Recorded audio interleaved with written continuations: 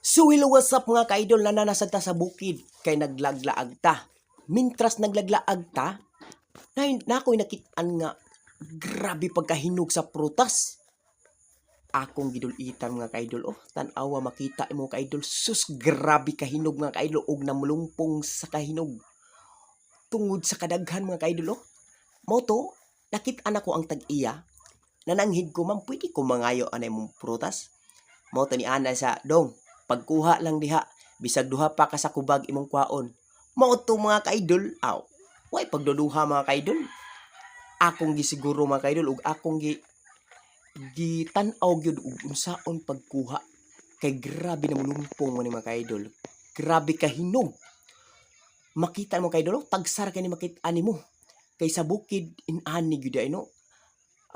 Ang mga prutas dito murarag baliwala nila. Makita mo mga ka-idol, grabe ka hinog yun. Moto, libot-libot ko sa kong mata mga ka-idol. Tanaon-tanaon to ni mga ka-idol, katungod sa kadaghan ba? Moto ni tuyo ko sa pikas mga ka-idol, o gitanaw sa nako. Naasad ko yung nakita mga grabe naman sa niyo, grabe ka pulungpong yun, grabe ka hinog. Moto mga ka-idol, akong gisuwayan. Moto nagkuha kong sako o plastic. Kay siguro lagi. Moto gitilawan ako mga ka-idol. Sus pagtilaw na ko, naunsa man day nga, perti man day asluma din di. Ay! Mano ko nahuna ko nga bantog ra gipulaan na sila kuha di aki pangutanan nako dito. Ma'am, unsa din ang purtasa, ma'am nga, perti man ang asluma. Moto ni tubag ang tag-iya nga, dong, limonsito man ta na dong. Ay!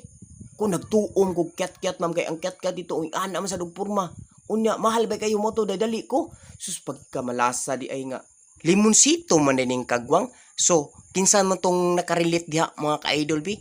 Comment na kung nailad sad mo ani.